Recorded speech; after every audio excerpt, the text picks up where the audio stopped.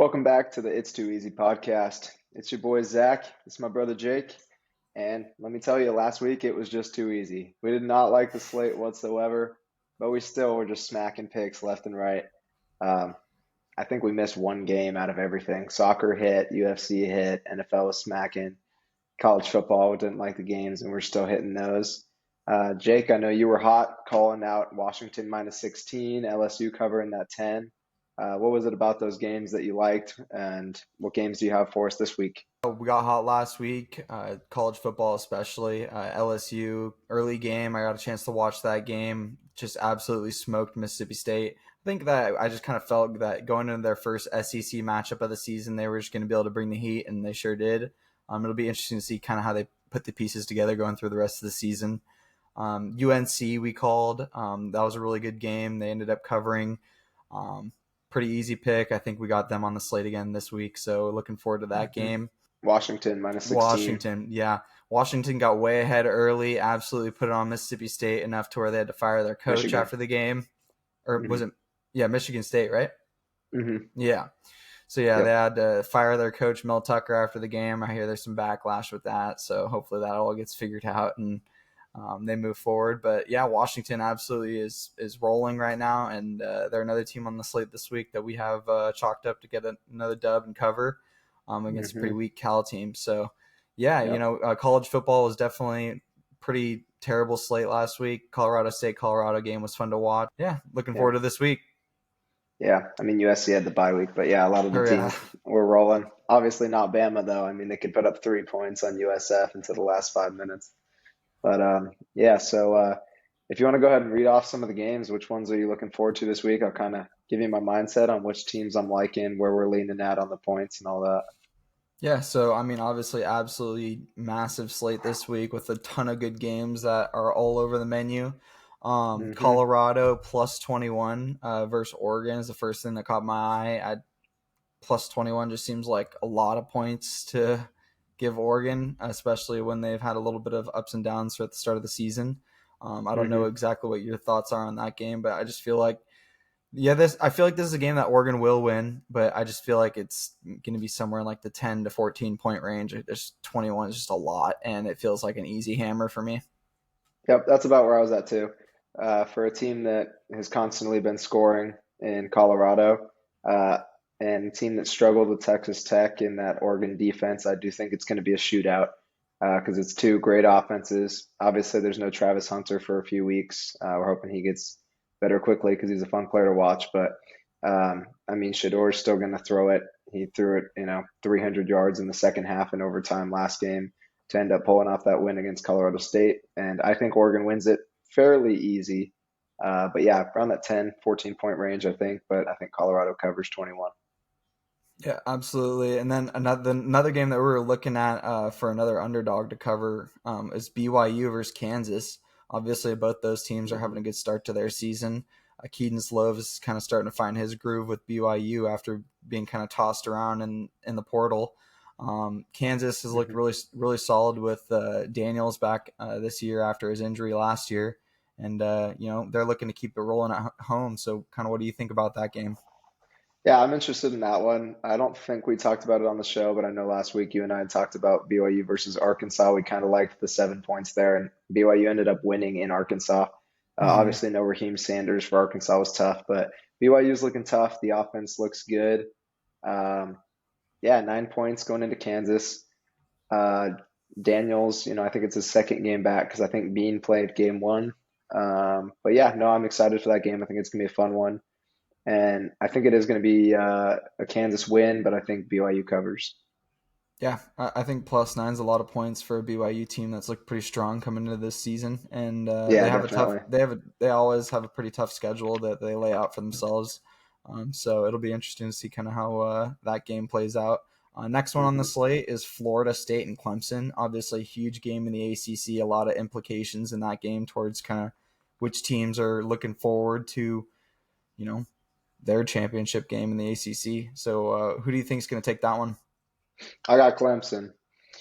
It's for the last 10 years, the ACC runs through Clemson. They're going into Clemson. Florida State barely pulled it off in a close one against Boston College, which I Hmm. saw the 28-point line and hammered it because I was like, at BC, it's going to be tough. I didn't think it'd be a 2-point game. Um, but yeah, so I'm going to stick with Clemson. Dabo Sweeney, I think, is going to have that team ready to play. Clemson's defense is rock solid. And then I think after a couple of big wins against, I think, Florida Atlantic last week, Clemson's kind of rolling a little bit. I still don't love Klubnik, but Will Shipley's a beast. Antonio Williams is solid. And that defense, I think, is good enough to get it done against Jordan Travis, who can be a little bit sloppy at times. Absolutely. I think that, this is going to be a big turning point for Clemson to see kind of if their defense is going to be able to carry them like we talked about early on. And I think in our first episode, I for that game, I'm not necessarily picking a winner just because Florida State's looked so strong with that win against LSU. But Yeah. I do like laying the under 55.5 points for that game just because I think this is going to be a very defensive heavy game, I guess. Big battles in the trenches. I feel like there's going to be a lot of stops, a lot of 3-and-outs, a lot of punting, and it's just going to be to see which teams are going to be able to make the big play down the stretch. hmm Yeah, I like the So, weapons for Florida State, but it's going to be interesting to see how the Clemson defense is able to contain them. yeah, absolutely. Next game on the slate that we had marked up was Utah and UCLA. hmm Utah is a 4-point favorite against UCLA at home. I know we both really like Utah to cover those 4 points if Cam Rising plays, but with this backup quarterback, it's kind of a question mark because they've kind of snuck away with a couple wins here to begin the year. So, what do you Yep. think about that game? Yeah, I think at the end of the Baylor game, they put in Nate Johnson, I believe is his name, at quarterback. Yeah, And something like that. he drove right down the field and scored and pulled off the win against Baylor. And, they won handily this week. I think it was 31-7 with him at quarterback. So with him in, I think it would be a close game. I do think that Utah would pull it off just because they're at home. If Cam Rising's playing, I expect them to pull it off. I think it'll be a close game still because even coming back, he's probably going to look not 100% like his usual self in game one, but it is tough to go into Salt Lake City and play there. I know a lot of people in the Utah area that are going to be at the game, so I got Utah for sure. Yeah, that definitely seems like a good pick, especially if Cam Rising's going to be back. It feels like he's going to have that team back in order and playing better brand of football. And their defense has been pretty solid to open this year too. So Yeah, I'm can't. interested to see how the defense does against the UCLA run game because I know last week they ran for 400 yards with six guys carrying the football or something like that. So if Utah can stop the run, it's going to be interesting to see if the quarterback can actually throw it for UCLA. Yeah, and I think that UCLA quarterback is the recruit that they swooped from Oregon, Dante Moore. He was expecting Bo Nix to go to the NFL, and then he ended up coming back, and I think that swayed him over to UCLA. So it'll be cool to kind of see Dante Moore his first test up in Utah for that 3-0 UCLA team. hmm Next game on the slate. Talked about it a little bit already, but Bama and Ole Miss. hmm Um, that game's going to be an absolutely wild one. 15 versus 13. I believe it's in Alabama. hmm So talk a little bit about your thoughts about that game and how that one's going to go. Yeah, so I'm going to go straight off of what I've seen thus far, and that is Ole Miss looks good and Bama looks terrible. So Bama getting 7 at home is too much, I think. I think Ole Miss covers the 7, and I'm also going to take Ole Miss to win the football game. I think that is dependent. I know Trey Harris is the stud receiver for Ole Miss, who was out last week, and they're going to need him back to beat Bama this week. And then their running back Quinshawn Judkins also, last I saw, was doubtful, but they're going to need him to win that trench battle with Bama. I think that defense is going to come to play. We could see a defensive score or something to keep it interesting for Alabama, but I think the Ole Miss offense is too good and the Alabama offense is too shaky. Yeah, so Lane Kiffin, Jackson Dart can have that team rolling. hmm I know Milrow is going to be starting again, so thank goodness. It was tough to watch Alabama without him in there, and it was even I mean, they didn't look great with him, but they looked a hell of a lot better than they did last week against South Florida. Yeah, they looked all out of sorts on offense last week, must say. Next game on the slate, Washington State and Oregon State. That's a big Pac-12 opener for those teams. I believe it's both their opener. But Washington State is underdogs at home against a strong Oregon State team that has looked solid on defense and they can pound the ball with the run game. And it sucks to say that, but man, Oregon State has looked good. What do you think about that game? Yeah, I'm gonna say if it ain't broke, don't fix it. I've been riding in Washington State with Cameron Ward. We had him at home as dogs against Tanner Mordecai in Wisconsin, and they covered and they won by 9, I think. I know DJ had a couple picks last week against the tough San Diego State defense. Washington State's defense is, not good. But I know Oregon State beat him last year by 2 scores, and I think Cameron Ward's going to come out at home trying to get his revenge. It is going to be interesting to see if they're able to hold Martinez to under 100 yards rushing because he's going to get his for Oregon State. Cameron Ward's got, I think, the weapons to be able to go for 300 yards, and it might be a game won off of the turnover battle. So we'll see how that game plays out. I'm sticking with Washington State. Yeah, for some reason, I think that Washington State takes this one. I feel like Oregon State's going to have not as easy as a time as they've had the first three games on offense. I just think that Mhm. somehow, some way, Washington State's defense is going to be able to mix it up enough to kind of throw them out of sorts and give Cam Ward a chance to win the game in the clutch moments, and I think they'll get it done. So yeah, Yeah, let's I ride hope with that so. Washington State money line, baby. Let's go Washington Um, State. yeah, next game on the slate is Texas versus Baylor. Hmm. Texas is a 15-point favorite against Baylor. Baylor's really struggled to open the season up. Obviously, losing to Utah with their backup quarterback was not a healthy way to go out in that game for them after kind of a long back and forth game. Hmm. Texas is 15-point favorites. Like I said, I really like them to cover that 15. They kind of had a rocky first half in a couple of the games to open the season, but I think that decisive win against Bama, where they just kind of showed their true strength, is going to open their season up to, we're going to see that top five ranked Texas team now. And if they don't show it, they could end up falling out. So they have to really put it on Baylor, I think, this week. Hmm. Yeah, I think Texas is going to go out there and put the hurt on them. I think the team they just played in Wyoming was very underrated. That's a solid team, and they kept it within the score. But even at the end, Texas pulled away and won by 20, I think. So I definitely think against a weak Baylor team, they could easily win this game by 40, and I think 15 is an easy cover. Definitely. Yep. So Texas minus 15. Next game, Notre Dame and Ohio State, game of the week. I think game day's heading up there. Notre Dame's at home, and I believe they are dogs, 3-point dogs to Ohio State. That's going to be a hell of a game. Obviously, Hmm. 6 versus 9, two great teams. What do you think is going to happen in that one? Fighting Irish, baby. Fighting Irish. You Wow. hate to say Okay. it, growing up in a USC household, you hate to say it, but I'm riding with Sam Hartman, Audric Estime, and that defense. Marcus Freeman's a beast. Last year, that offense for Notre Dame was atrocious, and they held CJ Stroud's led offensive team to 21. So I think it was 21-10 last year. I think Marcus Freeman comes out with a little bit better team, a better quarterback, and they get the job done. I watched Ohio State this weekend with Kyle McCord, and like I said, I think he was going to have that opportunity to shine, and he did. With all the weapons he has around him, it is hard to still ride with Notre Dame in this one because Julian Fleming, Marvin Harrison, Emeka Egbuka, Meion Williams, Travion Henderson, you name it, that offense is loaded. So it's going to be interesting to see if Notre Dame's able to stop them whatsoever. And then Ohio State's defense hasn't looked too good yet. So I do think Sam Hartman, Audric Estime, and those guys are going to be able to get the job done in a close game. Yeah, I think that's going to be an extremely close game. I have no clue. I honestly don't even know where to hang my hat. I do like the under 54.5 in that game. I think it's going to be a super close game. I think the defenses are going to be able to kind of hold the offenses.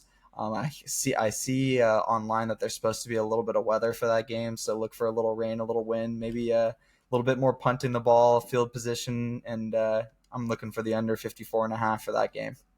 Yeah, a big part of me picking Notre Dame is that was my top four pick for the year. I think they're going to have one loss, and I think it's going to be SC later in the year. So I got them beating Ohio State now and Clemson in a few weeks.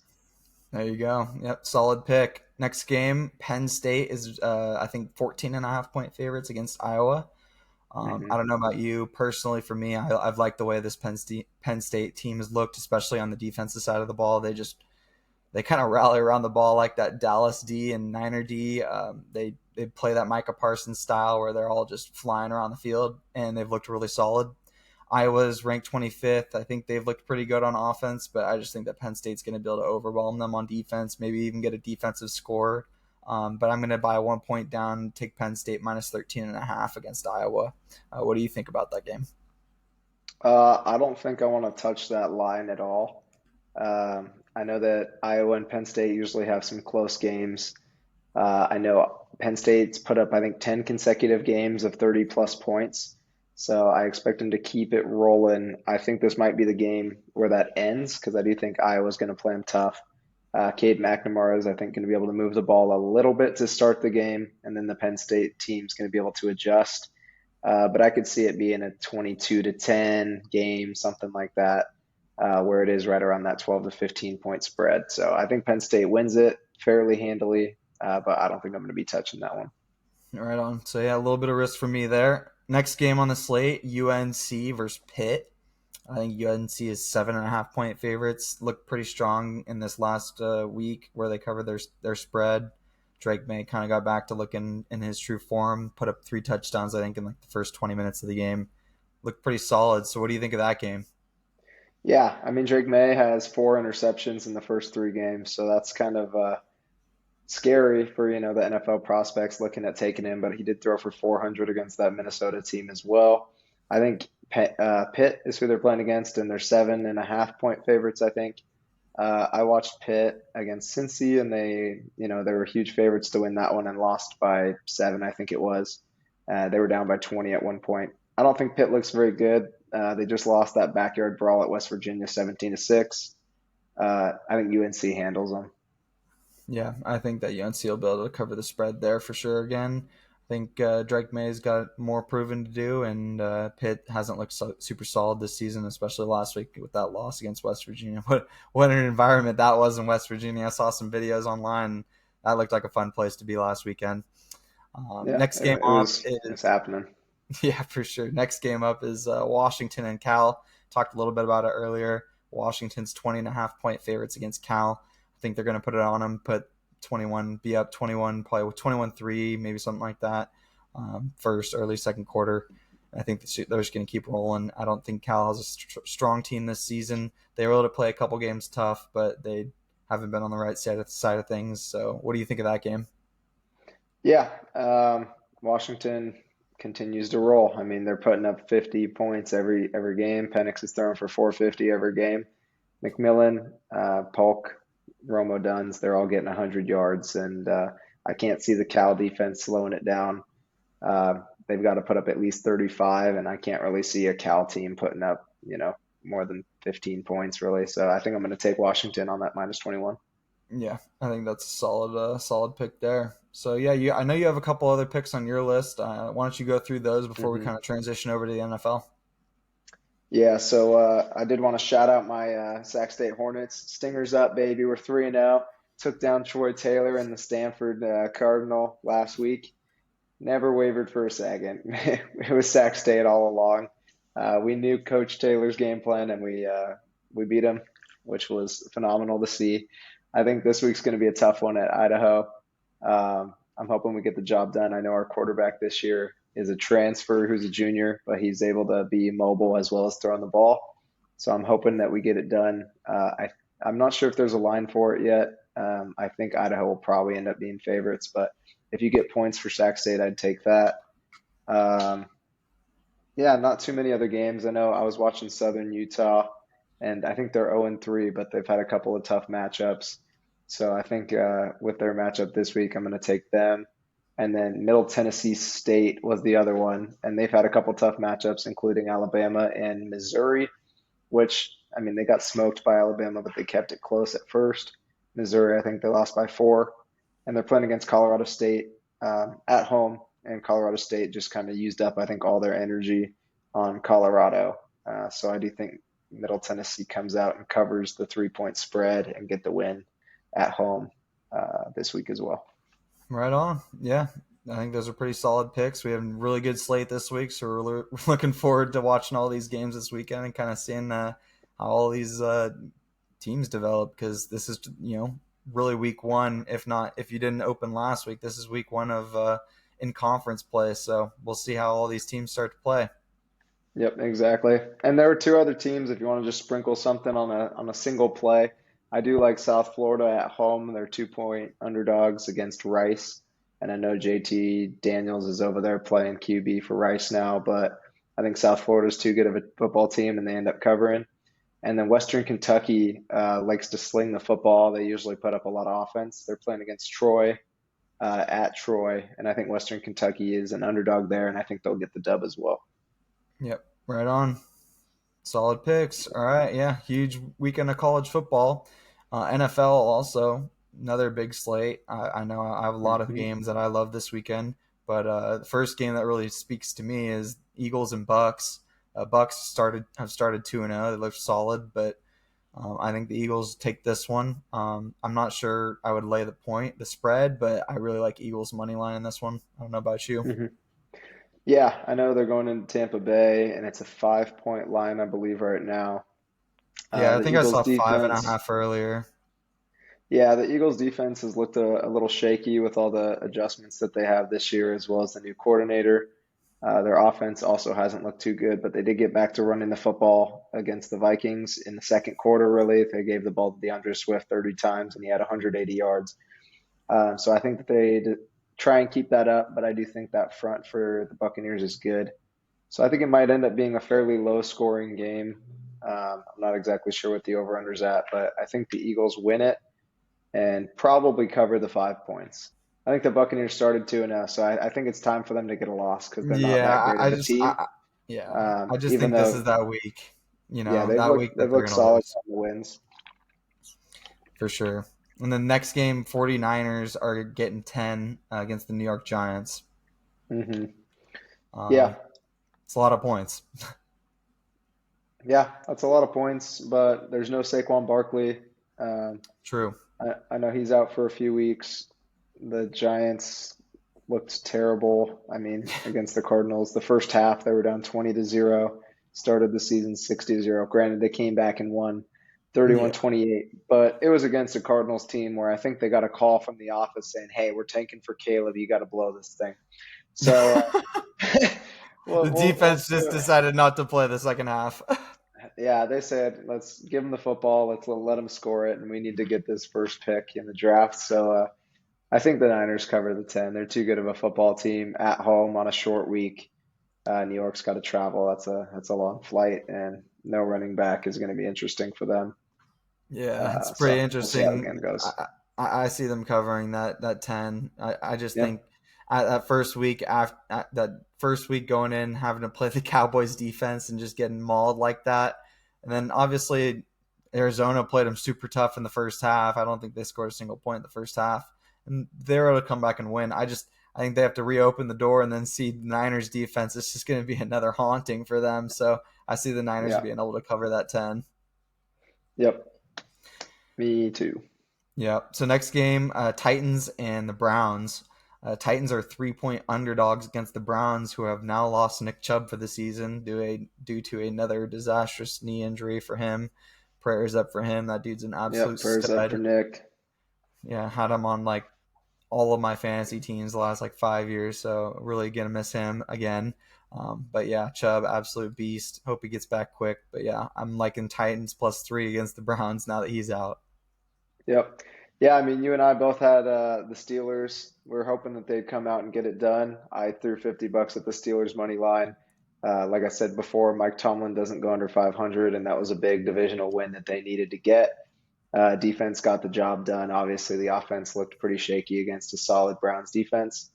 But this game is going to be, two teams that are going to be probably looking to throw the ball a bit more because of the front being so good on both sides.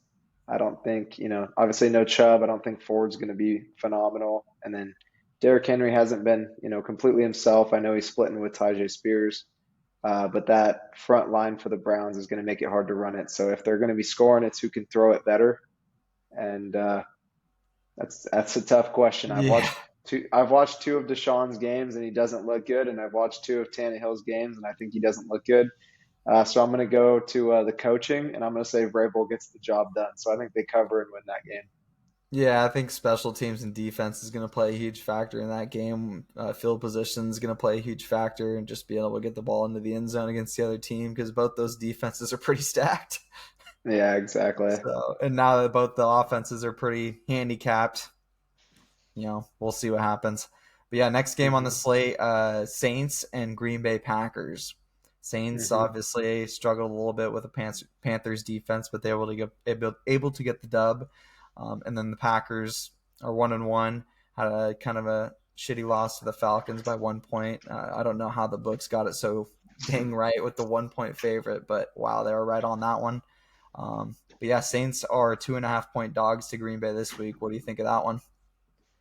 Yeah, I think that's tough because the Saints aren't playing good enough to be 3-0, but Green Bay's not very good. They looked good against the Bears, who suck. And then, yeah, the Falcons have a solid defense. Their offense performed considering they had no Aaron Jones and no Christian Watson. I don't know if Aaron Jones is going to be back. I think Christian Watson might finally be back this week. Uh, on paper, Saints team's better, so I'm at least going to take them plus 2.5. I do feel like the Saints should win. I mean, I think I am going to take the Saints on the money line as well, actually. Yep. Right on. Yeah, I like the Saints plus 2.5. I'd buy it to 3 just for the field goal, just in case, because you know how NFL games are. Some games end up going to overtime, lose on a field goal, and you're just crushed. I'd rather just get my money back and be on my way. But yeah, I like Saints plus 3 at minus 150. Next game on the slate is Chargers and Vikings. Both teams 0-2, struggling. Veteran quarterbacks. Justin Herbert's been in the league a couple years now. Kirk Cousins looks like he's on his way out. I look for the Chargers to get it done this week. I just don't see that team starting 0-3 with how much talent they have. The Hmm. Vikings, obviously, we talked a little bit about this before the season that they're going to be brought back down to earth because they won a lot of close games and a lot of comebacks last season. So yeah, I look for the Chargers just to win this one, finally get themselves back in the win column and start moving forward with a good season for them.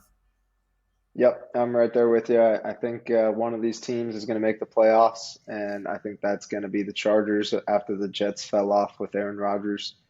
So in order to do that, they can't start 0-3. 0-3 teams hardly make the playoffs, and this is going to be a big game for both teams. Like we mentioned before, Kirk Cousins is, on his way out. This is the last season with the Vikings. Herbie just got paid, however, so he needs to get the job done, and I think a lot of it's going to be the weight on him. And then obviously they had no Eckler last week, so having him back is going to be big against the Vikings this week. Yeah, but for the Chargers, I just don't. I don't think it's a lack of offensive production. I think that they just need to settle down defensively. They can't let up 40 points a week and expect Herbert to go out there and put up 50. I mean, he's a franchise quarterback. He's going to go out there and do his thing, but expecting him to clutch up in the final moments every single week is going to be tough. And so far Yeah, this their season, he's defense not looked proven. fine against the Titans. The Titans didn't put up that many points on them, so Yeah, I mean, yeah, the first week with the Dolphins, yeah, it's their defense needs to actually do something. But this week, I mean, it looked like they missed Eckler a little bit, and having him yeah. back is gonna be necessary to beat that Vikings team at home. Yeah, I just hope their defense can kind of put it all back together, and if Yeah. Eckler can get back out there, soon, they'll be able to hopefully get back into winning ways. Next Hmm. game on the slate is Bengals and Rams. I'm looking for again the Bengals to bounce back. I think the Rams show that they have a lot of weapons in Nakua. I mean that kid's obviously an absolute stud. We talked about him quite a bit. Um, Most catches I think in the first 2 or 3 weeks ever, or Hmm. close Yeah, to. 25 catches or something like that. Yeah, he's a Yeah, stud. yeah, absolute stud. I think that the Rams aren't gonna have any trouble on offense. I just think that this is the game that Bengals can't go 0-3 either, and the Rams aren't as solid this season, and Bengals have to win this game. This is a must win for them, so I don't see them losing. I like the Bengals money line at minus 125, so I'm laying that versus the Rams. Yeah, I think a lot of it's going to depend on if Joe Burrow ends up playing, because if he doesn't, I'm taking the Rams. But if Joe Burrow's playing, even though he's looked like garbage through 2 weeks, I think he has 300 yards in 2 weeks. He's going to get the job done. Um, they can't go 0-3. They did that last year, and like we said before, if they start that slow, it's going to be too late this year for the AFC. We had that Ravens +3 last week. We were talking about that on the show. Obviously, we love the Ravens this year and what they're doing, but being able to go in and beat the Bengals at home is huge because the next time we'll be in Baltimore when they face off again, and it'll be probably a little bit better record for the Bengals by then. That it's going to be important to see who wins that to keep the division title, I'd guess. Yeah, and the Bengals got to keep those hopes for the postseason alive. That I just think starting 0-3 is just a real steep slope to have to bounce back from. So we'll see Yeah, how they're able to perform against the Rams. even if Burrow's not healthy, I'm expecting him to play and they come out and get the win. I'm not expecting it to be, a big win, but I think they'll pull it off. Yeah, definitely. All right, next game is Seattle and Carolina. Seattle's getting 5.5 against Carolina, and I believe they are at home. Um, Yes, it's in Carolina's Seattle. Yeah, defense, Carolina's defense looks solid. I just think that their offense has a lot of growing up to do. Bryce Young had moments of being a really star level quarterback. I think that he's just got a lot of growing pains that he's gonna have to get through. Um, Everybody's got to be able to click on the same page, and there's just not that level of team cohesion yet. So I think once they're able to get on that page offensively, they'll look a little bit better. But for now, I do like Seattle minus 5.5 against Carolina at home. yeah. I think this is a big game for Carolina to be able to really have a chance in that division. Their schedule's obviously not that tough, playing 4 more games against divisional opponents. But yeah, I like Seattle lost the game one at home with the 12th man. Obviously, it's hard to go in there and play, especially doing it as a rookie with an offense that looks questionable. They lost Brady Christensen, their lineman for the year, and then J.C. Horn's still out. I was just at the game yesterday watching that Saints Panthers game, and like you said, both defenses, look solid. Panthers defense looks solid, but their offense is just not clicking. They got to be able to run the football. It's hard to do that without a good line. And then Mingo had a drop that was could have kept the drive going, and yeah, they put up 17, but I think 11 of it was in the final 6 minutes of the game. So it's really garbage time points, and they got to be able to score the football. So I'm interested to see when Bryce is able to get that done, and I think he's going to have to choose like Thielen or someone who's a vet that he could just keep slinging the ball to keep the drives going. Yeah, exactly. They have to find a third down guy to be able to get the first downs for them because they have to find a way to keep these drives alive. Hmm. Next game is the Pats and Jets. Obviously, Aaron Rodgers lists Jets. Pats are 0-2. The way I look at this game is the Pats have to win this game as well if they want to have a chance. And this is the best chance to beat this Jets team that's been preparing with Aaron Rodgers the entire offseason and now are having to use Zach Wilson. Obviously, the Cowboys' defense is a little bit different than the Pats' defense, but I do think that the Pats' defense is going to be able to get them enough field position to win this game. Their offense, has actually looked pretty solid these first couple of weeks. So I do think that as Mac Jones kind of, grows with this team, that they're going to be able to put, a decent season together now that Aaron Rodgers is out. But I do see the Pats having to win this game versus the Jets for sure. Yeah, I'm kind of torn on this game because everything inside of me is saying Belichick's going to go win this game. They're not going to go 0-3, but it is going into New York. And I think the Jets still have a chance at the playoffs. Like their defense is that good. Where if they can get Brees Hall and Dalvin Cook touches and Garrett Wilson touches, they should be explosive enough to put up a couple points. Where the defense, a couple turnovers, good possessions can get them a couple field goals or something that might have a chance to win them the game. So I think I'm probably gonna live bet the game if I bet it at all. But I am leaning on taking the Jets plus 2.5. Probably money line too. I think the Jets find a way to get it done. Try and start off 2-1 for the season. Salah's going to try and find a way to do it. All right, on. I think that's the first game, one of the first games of the season where we're on opposite sides. Yeah, I got Pats, you got Jets. We'll see how that one goes next week. We'll be able to talk about it a little more. That next game, Bills are 6.5 point favorites against the Commanders. Bills obviously brought it back last week with a big win against the Raiders. Commanders, crazy comeback win against the Broncos.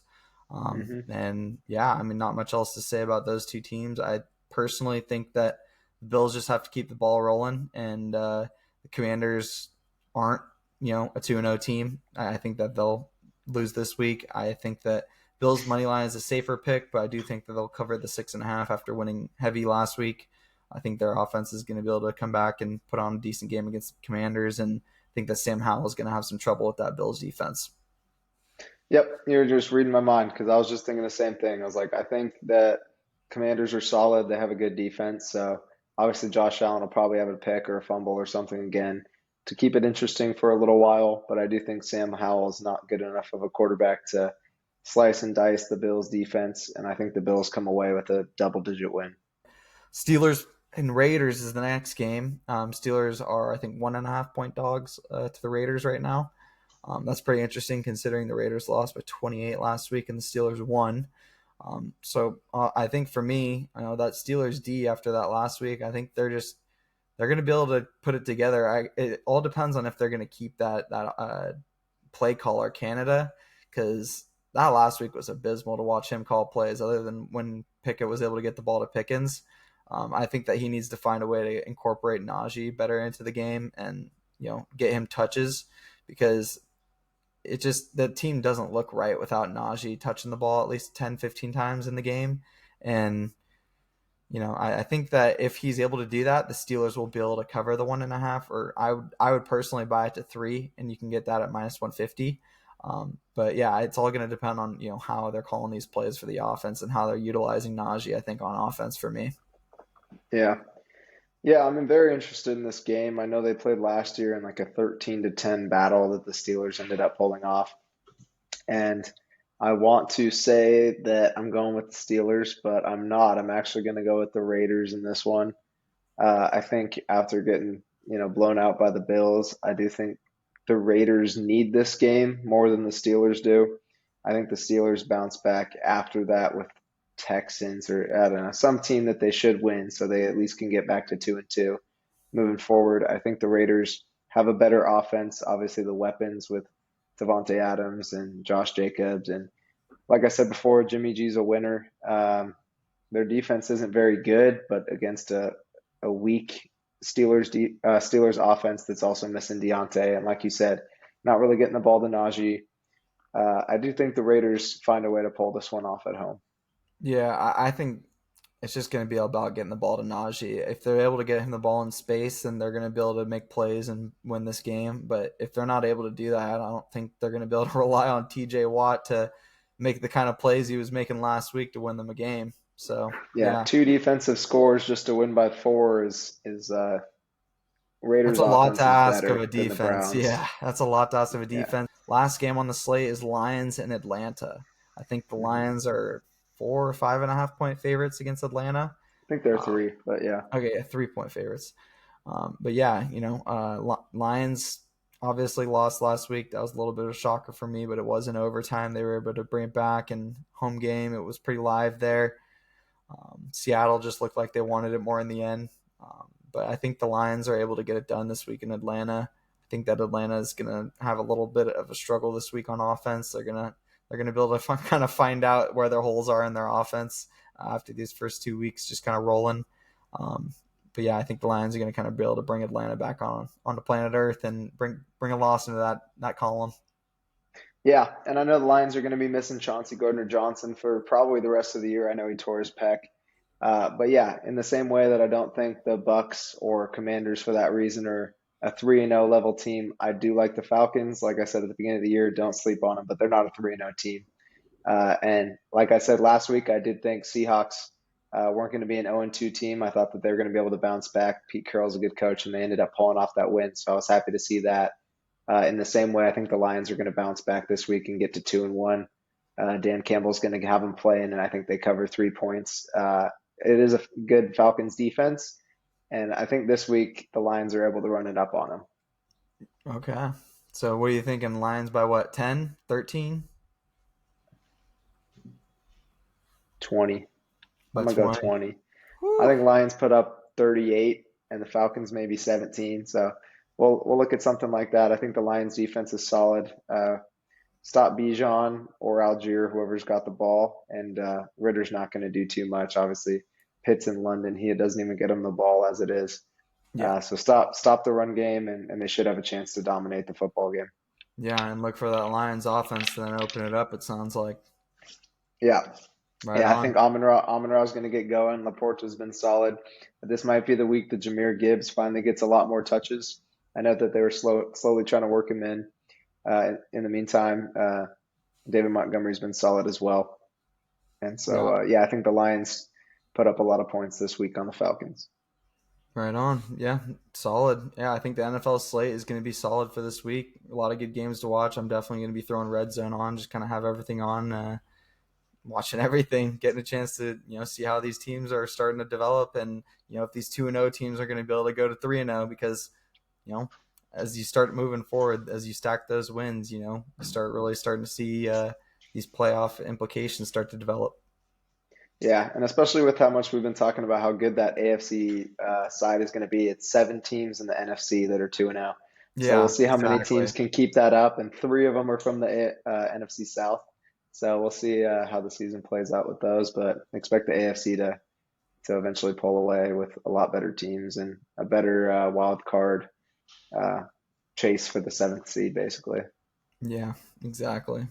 So yeah, from there we can kind of segue into the UFC. Last week gave out 3 winners, which is pretty awesome. I think we gave out Knudsen, who handled business. Kopolov handled business against Fremd, and then Zellhuber handled business against Jagos. And all 3 of those were pretty easy picks. Didn't have to sweat much for those. Got lucky, I think, because personally, UFC is one of the toughest things to bet on. It can always go either way. Shevchenko and Grasso. Grasso ended up winning on a draw, even though it looked Hmm. like to me Shevchenko would win on the cards, 49-48. But one of the judges ended up giving Grasso a 10-8 round in the 5th round, and it was just pretty much inexplicable. I mean, there was just no way you could rule it a 10-8 unless she like dang near got knocked out, but she really didn't. Yeah. So, yeah, if I would have gotten that, I would have gone 4 for 4. But other than that, the other 3 hit, and they were pretty sweat free, so that was pretty nice and enjoyable. So yeah, going into the Hmm. fights this week, there are a couple picks that I really like. Usman fights, I think, Jake Collier. He's -150 to win. I definitely like that number. I think that he's kind of set up here to win this fight. I just don't see him losing this one. The next fight that I really like is Dan Argueta versus Miles Johns. Both those guys are super explosive, but I do expect it to go over 1.5 rounds. I just think that both those guys have crazy chin on them, and even though both of them fight with crazy power, I think that that one will end up going to a decision. But for me, it's safer to go for the over 1.5 rounds. That's at -285. Then the last one I really like is Brian Battle to win. He's -175 favorite. So yeah, a lot of favorites this week. Battle last fight absolutely stunned Gabe Green in the first like 20 seconds of the fight. It was absolutely bonkers. So I look for him to get it done in the first round, possibly the second round. But for me, I just personally like the money line at -175. It's pretty good money, and battles look pretty solid. So yeah, those are my 3 picks for UFC for this week. Right on. Yeah, I like that. I know last week also with the soccer, we just gave out a couple picks and Yeah, we hit all of them. I put a little four-teamer together and that hit. So that was nice.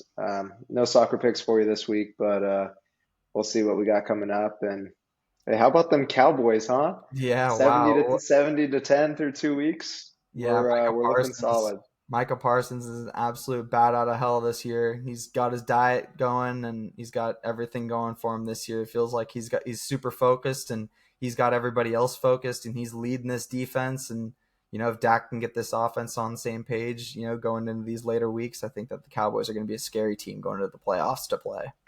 Yeah, I think a big question mark that I had for him too was the kicking position after just letting Maher go. Yeah, Picking up this Aubrey kid who is a soccer player. And obviously, going forward, we can't be kicking 5 field goals. We got to be able to punch the ball in as a team, but against a solid Jets team and defense, really, uh, I think with the lead that we had, kicking field goals was good to get him practice, and I believe he's 8 for 8 on field goals through 2 weeks. So that's looking good for us. And then obviously the offense for Dallas, we got 30 points this week. I think we ended up getting 3 or 4 takeaways, um, which they did look like they're clicking, and nobody can stop Ceedee. Tony Pollard's an animal, and Dak's been doing what he needs to do to get some wins. So excited to see how the Cowboys are looking through the rest of the season. And against the Cardinals team this week, who didn't look too shabby against either the Commanders or Giants, really, considering, Yeah. like I keep saying, they're tanking for Caleb. They had a chance to win both of those games up until the final minutes. Yeah, tanking So, these close games.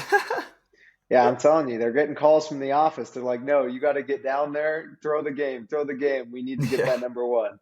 So Yeah. every time that they're about to win it, those last 5 minutes, maybe they'll keep it close against the Cowboys and then throw it at the end. But we'll see how that game goes. Yeah, exactly. So I think But that's going to do it from us. Thank you guys for watching. If you can like, subscribe, comment, feel free to let us know what you guys want us to talk about. I feel like these first few episodes have been pretty fun. And, we look forward to kind of seeing how everything develops with the podcast. So, yeah, give us a like and we'll see you guys soon. Thanks. yep, peace.